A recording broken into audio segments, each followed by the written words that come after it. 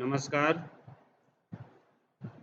आज हम लोग पढ़ेंगे योगा फॉर कॉन्स्टिपेशन कब्ज रोगियों के लिए योग के अभ्यास। इसमें हम देखेंगे योग के क्या-क्या अंग हैं या योग के कौन-कौन से अभ्यास हैं जो कब्ज के रोगियों के लिए हेल्पफुल हैं। इसके अतिरिक्त आहार में कौन-कौन से ऐसी चीज़ें हैं जो कब्ज के रोगियों के लिए नुकसानदायक हैं और कौन-कौन से ऐसे कंपोनेंट हैं जो कब्ज के रोगियों के लिए लाभकारी हैं। आइए सबसे पहले देखते हैं कब्ज का इंट्रोडक्शन। पहली स्लाइड पे आइए, जहाँ पर लिखा है कब्ज के रोगियों के लिए योगाभ्यास, और उसमें हम सबसे पहले कब्ज के इंट्रोडक्शंस को देख रहे हैं। परिचय। यह रोग मुख्य रूप से बड़ी आंतों से संबंधित है। हम सभी जानते हैं कि हमारी जो आंतें हैं, छोटी आंतें और बड़ी आंतें।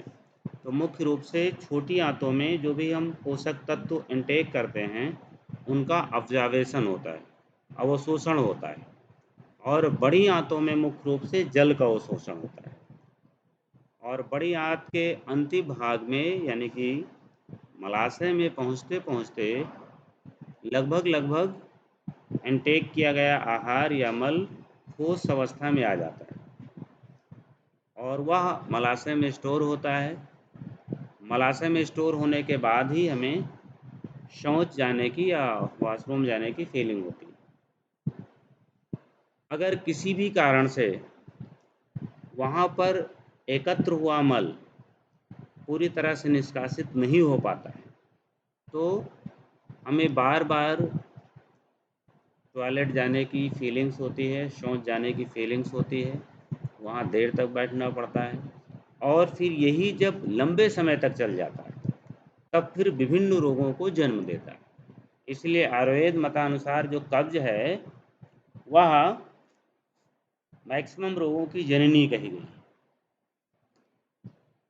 इस रोग में मुख्य रूप से शुरुआत यहीं से होती है, जो हमने बताया कि मलाशय में एकत्र मल सुचारू रूप से समुचित मात्रा में आसानी से निष्कासित नहीं हो पाता है, उसका कुछ अंश रह जाता है, और फिर उसके कारण हमारे नंबर्स बढ़ते हैं टॉयलेट में जाने के।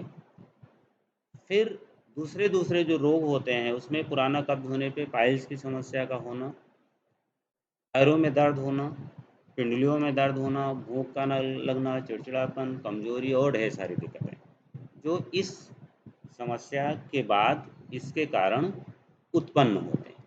रोग का मुख्य कारण क्या है, इटियोलॉजी देखिए, और आपसे जब एग्जाम में पूछा जाएगा तो इसी तरह से चलना है। अगर क्वेश्चन इस तरह से आता है किसी बीमारी को कि कब्ज और इसका यौगिक प्रबंधन लिखिए, व्हाट इज कब्ज and how to management constipation through yoga या यौगिक प्रैक्टिसेस, तो आप सबसे पहले उस बीमारी को इंट्रोड्यूस कराओगे और उसके इंट्रोडक्शन में परिचय, उसके रोग का कारण और उसके साइन सिम्टम्स यानी लक्षण, ये 3 चीज़ें जरूर बताओगे। उसके बाद उन अभ्यास को फोकस करोगे जो उस बीमारी में मुख्य रूप से प्रभावशाली। ऐसे तो बहुत बड़ा योग के अभ्यास का समुदाय है, उसमें उन चीज़ों को आपको हाईलाइट्स करना है जो सबसे ज़्यादा उपयोगी। कॉन्स्टिपेशन रोग का कारण यानी कब्ज के रोग का मुख्य कारण क्या है, तो पहला कारण है दिनचर्या में अक्रियाशीलता। इसका मतलब है कि जो लोग आलसी प्रवृत्ति के लोग होते हैं और मूवमेंट नहीं करते, केवल बैठे रहते हैं, पड़े रहते हैं, आराम तलब का जो जीवन जीते हैं, ऐसे लोगों में ये बीमारी होती है। दूसरा कारण रेशेदार आहार की कमी। उनके भोजन में जो रफेज आइटम समझ रहे हैं ना, रेशेदार, वो उसकी कमी होती है, वो नहीं लेते हैं। जैसे रेशेदार भोजन में क्या क्या होता है, जितना भी साबुत अनाज होता है वो सब रेशेदार होता है। जो उसका रेशा होता है उसको पीसने के बाद, महीन पीसने के बाद ख़त्म हो, जैसे कि चोकर क्या है, गेहूं का वो रेशा ही तो है। उसे आपको महीन पीस के छान देते हैं तो वो निकल जाता है, मैदा बन जाता है। इसी तरह से सब्जियों के जो छिलके होते हैं, सब्जियों में रेशे होते हैं, फल में रेशे होते हैं, ढेर सारे अनाजों में रेशे होते हैं। इसलिए साबुत अनाज को बहुत अच्छा जो है आहार माना जाता है। कब्ज को रिमूव करने में भी साबुत आहार का, साबुत अन्न का बहुत बड़ा योगदान है। चाहे वो मक्का हो, मक्का जानते हैं आप लोग ना, भुट्टा, अब वो भुट्टा जो ऐसे आग पे भून के खाया जाता है तो उसमें बहुत रेशा बहुत होता है, और अगर वो पका ना हो भुट्टा, भुट्टा कच्चा कच्चा इन द सेंस जब तक उसमें दूध जो उसका अनाज होता है वो दूध फार्म में, रस फार्म में होता है, तो बहुत टेस्टी भी होता है और उसमें रेशा पर्याप्त होता है। फिर उसकी रोटी भी खाई जाती है, तो रोटी में भी अगर उसको बहुत बारीकी से ना छाना जाए तो बहुत रेशा होता है, उसमें रेशा ही ज़्यादा होता है, आप छानोगे तब भी जो है वो आटा उसका मोटे रहेगा, उसका आटा कभी बहुत महीन नहीं हो पाता। तो इस तरह के आहार में अगर इस तरह के अन्नों की कमी होती है तो फिर कब्ज की उत्पत्ति होती है। मैदा युक्त आहार, मैदा युक्त में मैदा से बनी चीज़ें, इसके अलावा जो आजकल के फास्ट फूड हैं इनका बहुत ज़्यादा जो है वो प्रचलन है, पिज्ज़ा, चाउमीन, बर्गर, ये सब कब्ज को उत्पन्न करने वाले, कब्ज के जन्मदाता हैं। मैदा से बनी अन्य और चीज़ें, समोसा भी उसी में आता है। तो मैदा को आप जहाँ भी चिपका दीजिए चिपक जाता है, तो छूटता नहीं इतनी आसानी से, वही काम वो हाथ में जाके करता है। तो मैदा क्या है, मैदा एक तरह से आटा का ही वह रूप है जिसमें पूरी तरह से गेहूं के रेशे को, आटे के रेशे को निकाल दिया गया है। समझ रहे हैं? रेशा विहीन जो आटा होता है वही मैदे के फॉर्म में जाएगा, खूब महीन पीस दिया गया और रेशा पूरी तरह से निकाल दिया गया, वो मैदा हो जाता है, तो वो चिपक जाता है। आपको शायद नहीं जानकारी होगी, जो लोग कुल्फी बेचते हैं ना, कुल्फी वाले कभी देखा है? कुल्फी, कुल्फी जो जमाते हैं कुल्फी के डिब्बे पे चिपका होता है, देखा कभी? क्या होता है? वो मैदा होता है। कुल्फी के डिब्बे में दूध को थोड़ा गर्म करके, उसको दूध को गाढ़ा करके और जो भी उसमें मिलाना है मिला के डिब्बी में भर देते हैं और फिर उसी मैदे को चिपका देते हैं, उसी डिब्बी जहाँ पर आती है उसकी जोड़ पे उस मैदे की थोड़ी सी पट्टी हल्के से पतली से करके और अंगूठे से घुमा देते हैं, पूरी चिपक जाती है। और फिर उस डिब्बी को, जिससे आप खाते हैं कुल्फी निकाल के, उस पूरी डिब्बी को मटके में डाल देते हैं, और मटके में क्या होता है, नमक और बर्फ़, बर्फ़ और नमक को मिला मिला करके उसी में चलाया जाता है। तो बर्फ़ और नमक में इतनी वो ठंडक आ जाती है दोनों के मिलने से, तो घड़े के अंदर वो जो दूध था वो जम जाता है, वही कुल्फी हो जाती है। तो मैदा इतना पावरफुल होता है कि वो पानी जो होता है नमक और बर्फ़ का, उसके अंदर नहीं जा पाता है, अगर वो चला जाए तो कुल्फी बेकार हो जाएगी। कभी कभी गलती से देखिए कुल्फी में जिसमें अगर चला जाता है तो वो कुल्फी नमकीन हो जाती है, नमक पानी चला जाता है। तो इतना ज़्यादा चिपकने की आदत होती है मैदे की। तो मैदा युक्त भोजन मतलब आप बीमारियों को आमंत्रण दे रहे हैं, पहले होगा कब्ज, उसके बाद दूसरी, वो तो कहीं भी चिपक जाएगा। लेकिन चूंकि आंत के ऊपरी हिस्से में, आमाशय वगैरह में एसिड बहुत ज़्यादा होता है, वहाँ तो चिपकने का कोई मतलब नहीं, वो चिपकेगा तो जहाँ पर आंतों का हिस्सा, आंतों में एसिड का हिस्सा कम हो जाता है, तो छोटी आंतों में, और छोटी आंत में भी संभावना ना के बराबर होती है।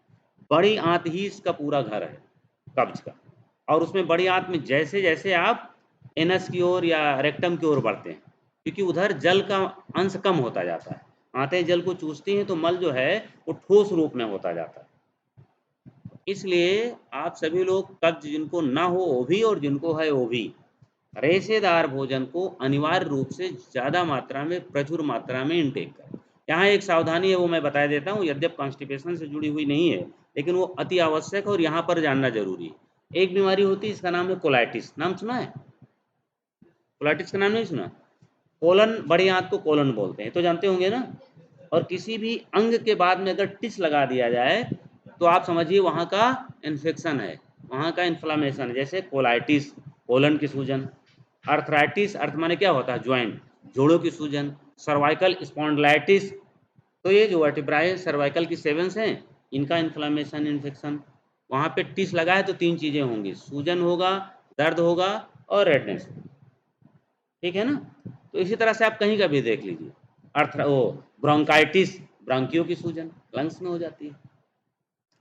तो कोलाइटिस में कब्ज, क्या बोलते हैं, अरे ये सलाद का सेवन नहीं करना चाहिए, वहाँ पर रेशेदार भोजन भी नहीं लेना चाहिए, क्योंकि उसमें उल्टा होता है, उसमें जो आप इंटेक करते हैं उसका ठीक से पाचन भी नहीं हो पाता, सब निकलता रहता है।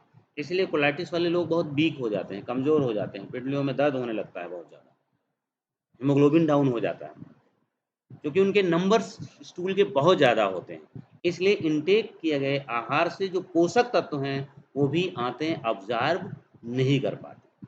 तो ये एक ऐसा रोग है जिसमें सलाद का सेवन नहीं करना चाहिए, और ताज़ा भोजन तो खैर भोजन तो ताज़ा ही करने रहे, लेकिन कोलाइटिस में बहुत ज़्यादा नुकसान करता है ठंडा भोजन, रखा हुआ भोजन, बासी भोजन।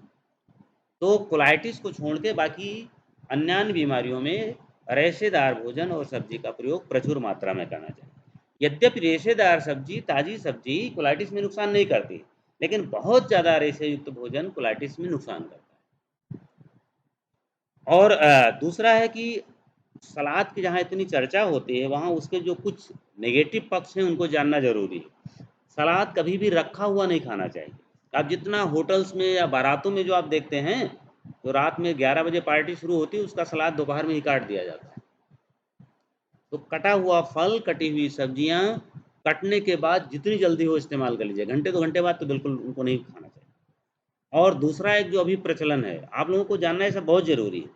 इस समय प्रचलन एक आया है फ्रूट्स चाट का, इसमें ढेर सारे फ्रूट्स को आपस में मिला खाते हैं। इट इज़ वेरी हार्मफुल, ये भी बहुत खतरनाक है। जब भी आप लीजिए, आप किसी भी डाइटिशियन से बात करिए, ढेर सारी खबरों में जब फल और सब्जियों की बात आती है खाने की, तब आप देखिए तो एक समय में एक ही फल खाना चाहिए। आप उसको जितना लेना उतना ले लीजिए, लेकिन वो फल सीजनल हो, क्षेत्रीय हो, और एक फल, दूसरे टाइम दूसरे फल ले लीजिए। कई तरह के फल को मिला करके सेवन नहीं करना चाहिए, वो भी रोग के कारक होते हैं। तो मैदा युक्त आहार, it is very harmful for constipation, और कॉन्स्टिपेशन का मुख्य कारण भी यही होता है। सबसे ज़्यादा मैदा युक्त आहार जो है वो कारण है। कुछ भी, कोई भी चीज़ बनी हो मैदे से, चाहे वो रोटी हो, मैदे की रोटी भी बनती है ना, बनती है रोटी ना, कौन सी रोटी बनती है? नान बनती है, और आजकल पार्टियों में केवल नान ही मिलती है। और दूसरा भटूरा, छोला भटूरा, भटूरा भी तो उसी मैदे का ही बनता है, और आजकल लोग यही खाते हैं।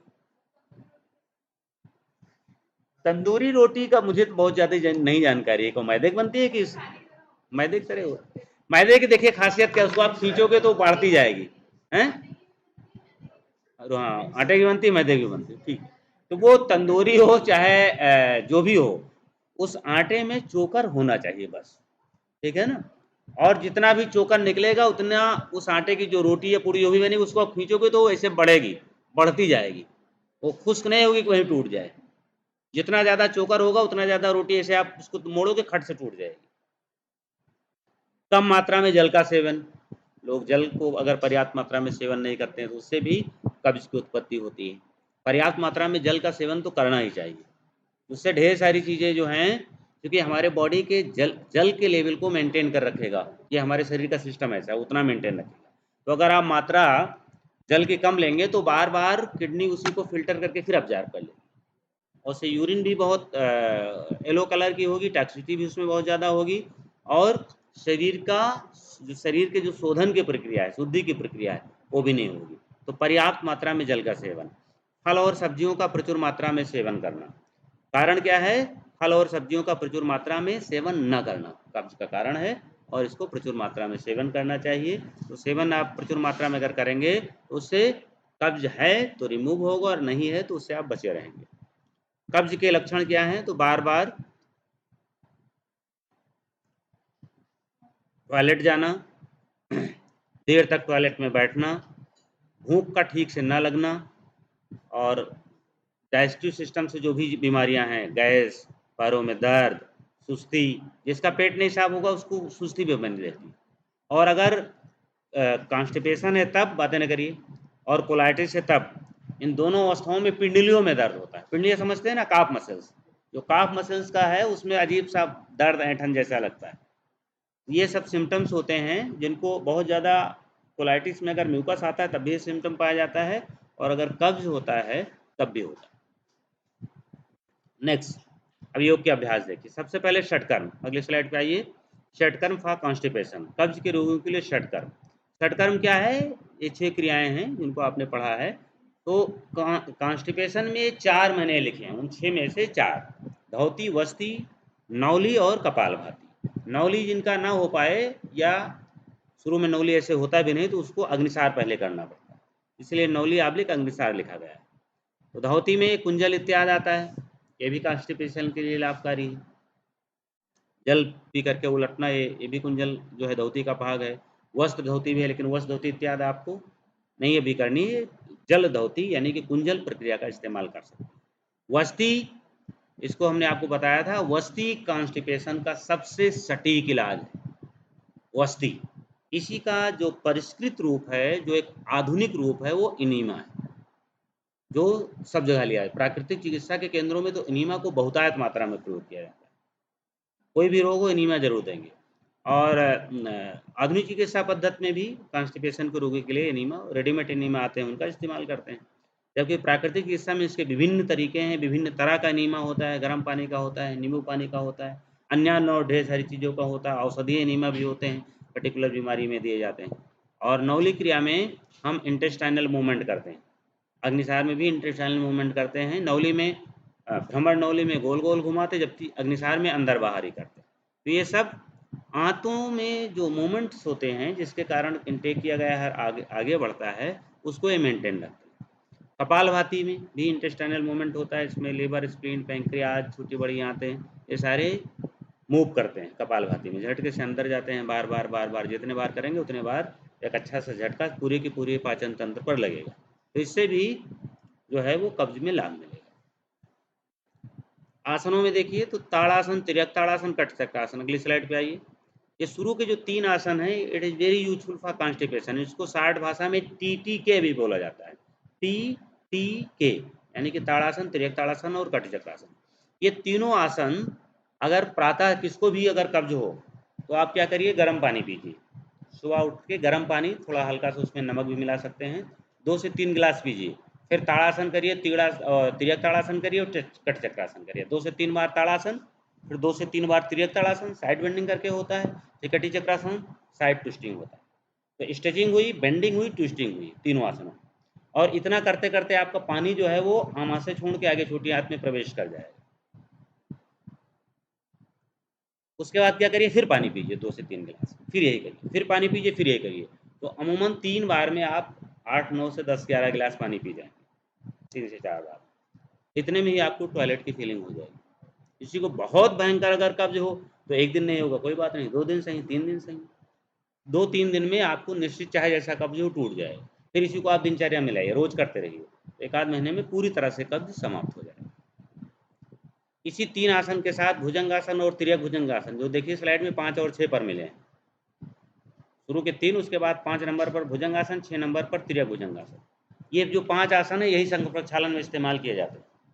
अगर पानी पी पी करके इन 5 आसनों को रिपीट करिए, पानी पीजिए, रिपीट करिए, पानी पीजिए, रिपीट करिए, ऐसे करते रहिए, तो एक 10-15 गिलास के बाद आपको टॉयलेट लगना शुरू हो जाए। और फिर इसको बंद न करिए, तो जितना भी छोटी बड़े आते हैं फ्रॉम माउथ टू एनस, वो पूरा सब क्लीन हो जाएगा। और पूर्ण संघ प्रक्षालन जो होता है, तो हालांकि यद्यप एक्सपर्ट के सामने इसके देखरेख में किया जाता है, लेकिन इन्हीं 5 आंतों के आसनों के बदल जो आप पानी पीते हैं, वो छोटी आंतें, बड़ी आंतें उसको ऑब्जर्व नहीं करने पाती और वो सब निकलता रहता है। तो बिल्कुल जैसे पानी आप पीते उसी तरह का पानी एक स्टेज के बाद निकलने लगता है टॉयलेट से। उस अवस्था को बोलते हैं कि पूर्ण संघ प्रक्षालन हुआ। उसके पहले जब मल जो है निकल जाता है, मल अमूमन 2 से 3 टॉयलेट या मैक्सिमम 4 टॉयलेट में मल पूरा निकल जाएगा। मल के कुल फिर उसके बाद टुकड़े आएंगे। उसके बाद जो पानी आता है, वो आंतों में जो लेयर्स होती हैं, जो चिपकती रहती हैं, मल की चिपकने से जो लेयर्स बनती रही, वो फिर उससे वो साफ होना शुरू होती है। वो जो पानी आता है, आता पानी ही है टॉयलेट से, लेकिन बहुत भयंकर दुर्गंध वाला होता है, पता नहीं कितने सालों का जमा होता है। वो सब इससे क्लीन किया जाता है। और इस प्रक्रिया के बारे में, इस मतलब जो संघ प्रक्षालन प्रक्रिया, उसके बारे में कहा जाता है कि संघ प्रक्षालन सभी रोगों की दवा है। लाभ में लिखा गया है कि इसके अभ्यास से योगी कामदेव के समान हो जाता है। तो इसलिए जो है इस संघ प्रक्षालन का अभ्यास बहुत ही उपयोगी होता है स्वास्थ्य के लिए। उसमें हम कॉन्स्टिपेशन के रोगी में भी इसका प्रयोग करते हैं। इसके अलावा जो मेरुदंडासन और सूर्य नमस्कार is also very useful for constipation, उससे बचने के लिए भी और उसको होने पर उसको रिमूव के लिए। प्राणायाम, सॉरी इसमें ऊपर अर्थराइटिस का ये छूट गया है।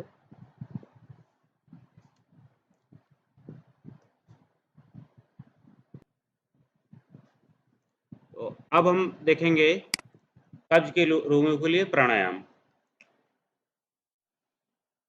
प्राणायाम में अनुलोम विलोम, भस्त्रिका, उज्जयी और भ्रामरी। यद्यपि कब्ज के रोगों के लिए सीधे तौर पे षटकर्म के अभ्यास और आसन, यही दो अभ्यास सीधे तौर पे प्रभावी हैं, और आहार। लेकिन इनडायरेक्टली प्राणायाम भी उपयोगी हैं। मुख्य रूप से प्राणायाम हमारे मन को संतुलित रखते हैं और लंग से जुड़ी हुई जो समस्या होती है उनमें सीधे तौर पे प्रभावित करते हैं।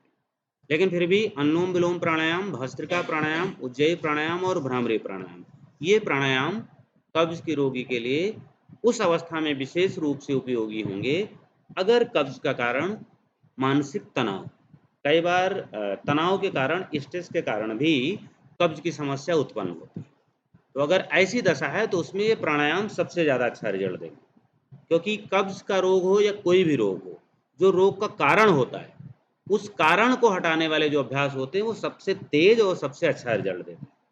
तो अगर कब्ज का कारण रफेज आइटम का आहार में कम होना है तो आहार से अच्छा लाभ मिलेगा, और आहार में रफेज आइटम को चेंज करके। अगर कब्ज का कारण मानसिक तनाव है तो ये प्राणायाम अच्छा रिजल्ट देंगे।